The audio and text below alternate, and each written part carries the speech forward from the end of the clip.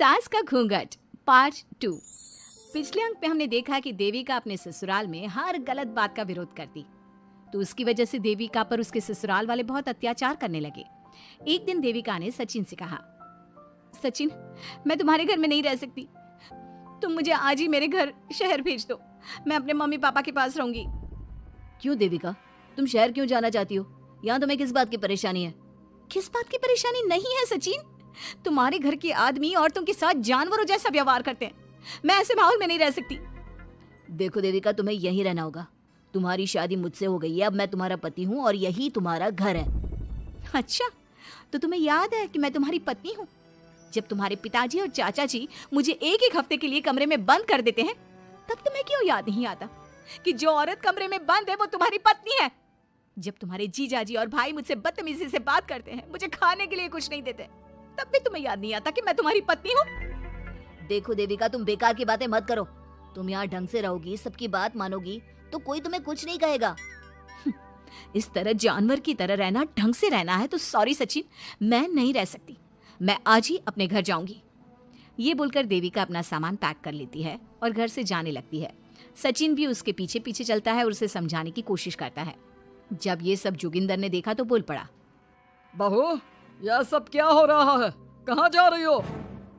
सचिन, बताओ अपने पिताजी को कि कहाँ जा रही हूँ मैं। तुम्हें शर्म नहीं आती अपने पति का नाम लेते हुए? मैं अपने पति का नाम ले रही हूँ, इसमें आपको क्या परेशानी है? आपका नाम तो नहीं ले रही हूँ ना? देविका, ये किस तरह से बात कर रही हो तुम पिताजी से? जिस तरह से करनी चाहिए उस तरह से कर रही हूँ बात। इससे अच्छी तरह से मैं तुम्हारे घर के किसी भी आदमी से बात नहीं कर सकती। तीनों की बात सुनकर घर के बाकी लोग भी वहां आ जाते हैं। तभी जोगिंदर कहता है, हमारे घर की औरतें अपने मर्दों का नाम नहीं लेती। तुम्हारे शहर में होता होगा, लेकिन हमारे यहाँ पर ऐसा कुछ नहीं होता। बहू, सचिन तुम्हारा पति है, तुम उसका नाम मत लिया करो। तुम अपने पति का नाम लेने की जगह ए जी, ओ जी, सुनो जी कहा करो। पति ना परमेश्वर होता है। तो परमेश्वर का तो हम नाम लेते हैं। क्यों माँ जी, क्या आप अपने इष्ट देव का नाम नहीं लेती?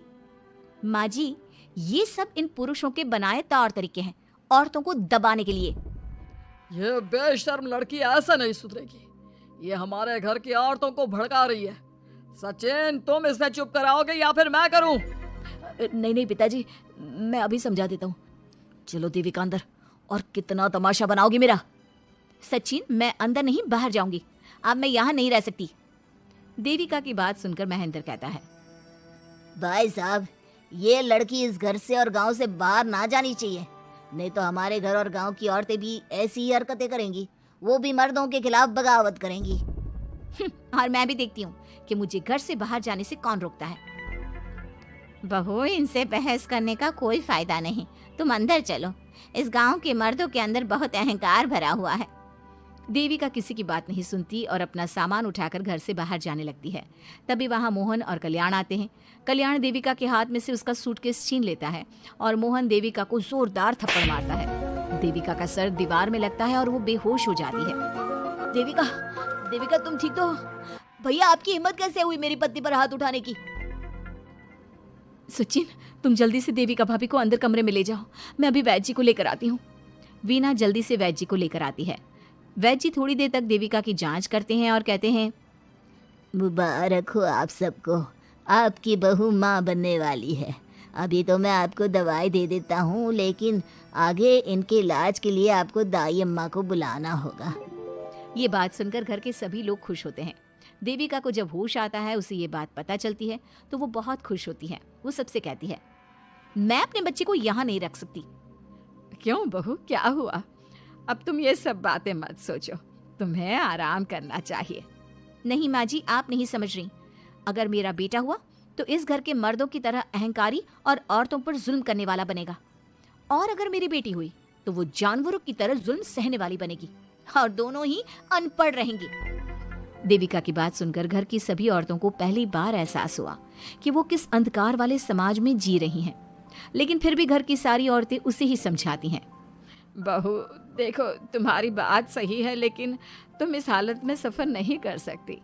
हाँ बहू, तुम यहीं रहो, अपना और अपने बच्चे का ख्याल रखो। देखो ना देविका भाभी, हमें बिल्कुल भी पढ़ना लिखना नहीं आता, अपना नाम भी नहीं लिख पाते, तो आप मुझे थोड़ा पढ़ा दीजिए ना। देविका, तुम्हारी बातें सुनकर पहली बार हमें एहसास हुआ है कि कैसे माहौल में हम जी रहे हैं। तुमने हमारे अंदर उम्मीद की नई रोशनी पैदा की है। यहाँ से मत जाओ तुम। देविका ने घर की औरतों की बात सुनी तो उसका दिल पसीज गया। उसने गांव में ही रहने का फैसला लिया।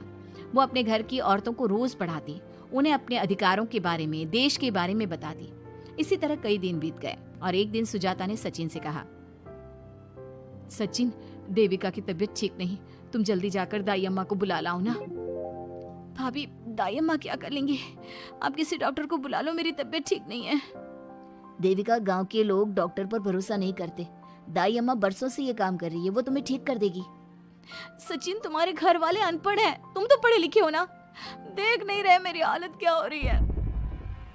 तभी तो बोल रहा हूँ, समय बर्बाद मत करो, मैं अभी आता हूँ। सचिन दाई अम्मा को बुलाकर ले आता है।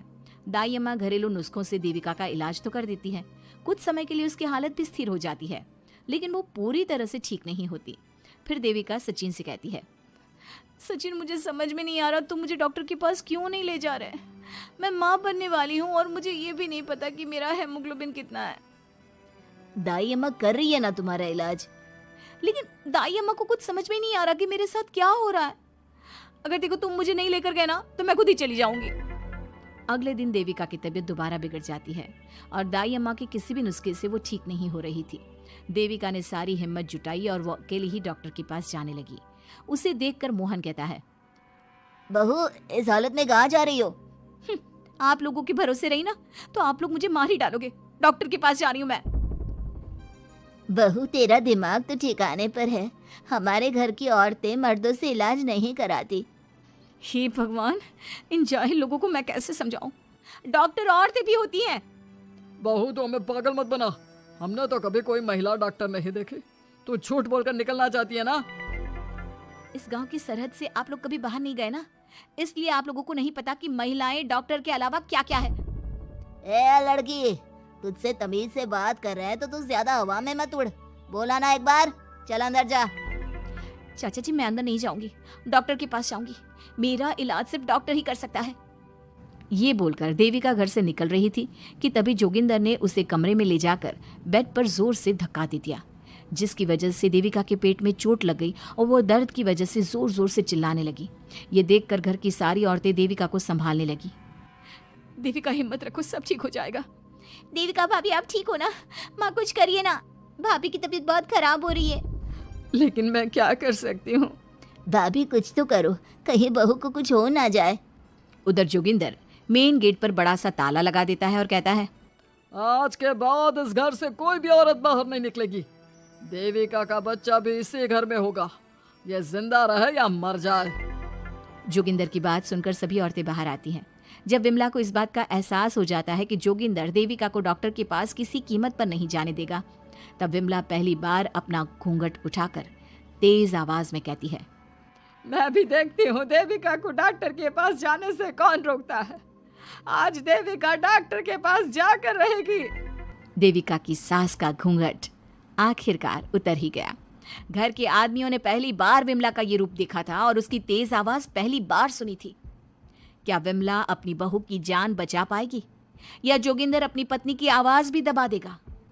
ये जानने के लिए हमारे अगले एपिसोड का इंतजार कीजिए और हमें कमेंट में ये भी बताइए कि घर की औरतों को आगे क्या कदम उठाना चाहिए।